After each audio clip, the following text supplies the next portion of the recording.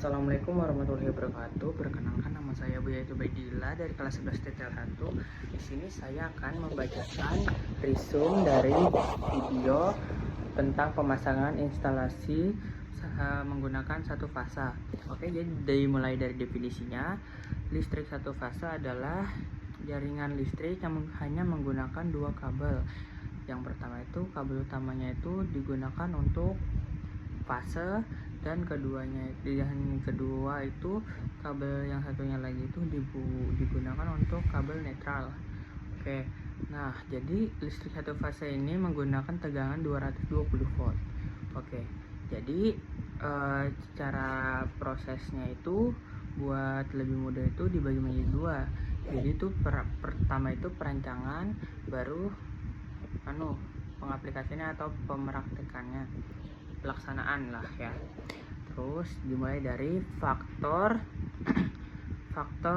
dari instalasi itu ada 3. Yang pertama itu beban. Nah, beban itu mencakup ada 3 beban nih. Jadi yang pertama itu beban lampu seperti penerangan, dan yang kedua itu ada beban utilitas seperti casan HP, alat-alat di dapur seperti mixer, blender.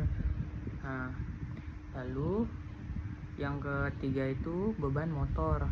Nah, kalau beban motor itu seperti kipas, AC, kulkas yang menggunakan motor listrik lah ya. Lalu faktor yang kedua itu ada faktor jalur. Nah, faktor jalur ini disarankan tuh dibagi menjadi 3 karena untuk memudahkan saat pelaksanaan dan pemasangannya. Nah, jadi dibagi 3 itu ada di jalur buat lampu, di jalur buat utilitas, nah dan terakhir di jalur untuk motor. Kalau di lampu ini menggunakan TEDUS untuk cabang-cabangnya. Kalau di jalur utilitas ini diarahkan dari kabel tuh diarahkan ke stop kontak, dan kalau yang terakhir kalau buat jalur motor ini menggunakan yang utama itu langsung disalurkan aja ke jalur motornya. Nah, lalu yang ketiga itu ada faktor kontrol itu seperti saklar untuk mematikan atau menyalakan lampu, untuk mengontrol ya. Terus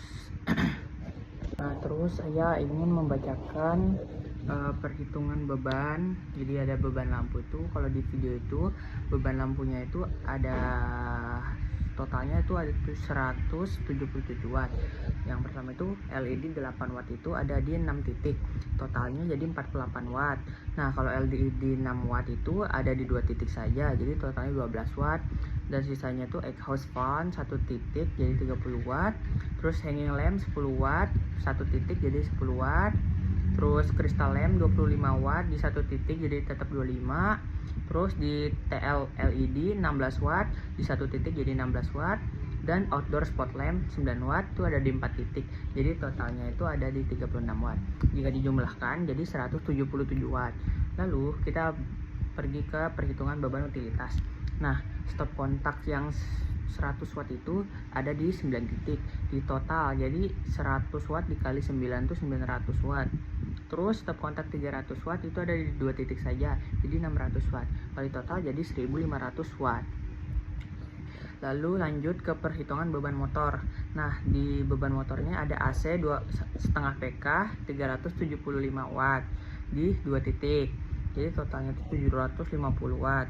Lalu di kulkas itu ada 100 watt ada di 1 titik, jadi 100 watt tetap. Mesin cuci 100 watt di 1 titik tetap 100. Pompa air 300 watt di 1 titik jadi 300. Kalau di total jadi 1250 watt. Nah, lalu di beban totalnya itu ditambah jadi 177 watt ditambah dengan 1500 watt lalu ditambah 1250 watt, totalnya 2927 watt. Nah, lalu didaftarkan ke PLN dengan senilai 3500 untuk lebih efisien. Nah, lanjut ke tadi ada itu desain box panel meter. Nah, perlu diketahui batasan hak dalam merancang panel meter, KWH meter, dan kabel SR adalah aset PLN. Oke. Komponen-komponen dalam box panel itu yang pertama tuh ada ELCB, Earth Leakage Circuit Breaker, atau RCCB, Residual Current Circuit Breaker. Nah, sebagai main incoming dari KWH meter, berfungsi untuk mengukur kebocoran arus dan mengamankan instalasi dari korsleting. Nah, yang kedua itu MCB, Miniature Circuit Breaker. Nah, digunakan untuk membagi dan membatasi arus pada masing-masing jalur, seperti lampu, utilitas, beban motor, dan cadangan. Lalu ada relay, Time Delay Relay, atau singkatannya TDR, dan magnetic contactor. Nah, digunakan pada jalur beban motor untuk memberikan jeda waktu minimal 1 menit sebelum peralatan motor menyala kembali setelah terjadi pemadaman. Nah, untuk melindungi peralatan tersebut, itu gunanya magnetic contactor untuk melindungi peralatan tersebut. Nah, yang terakhir itu ada timer turban, digunakan untuk mengontrol lampu taman outdoor secara otomatis. Dan terakhir itu ada terminal netral dan grounding. Sekian informasi recent video dari saya. Wassalamualaikum warahmatullahi wabarakatuh. Kurang lebihnya mohon maaf.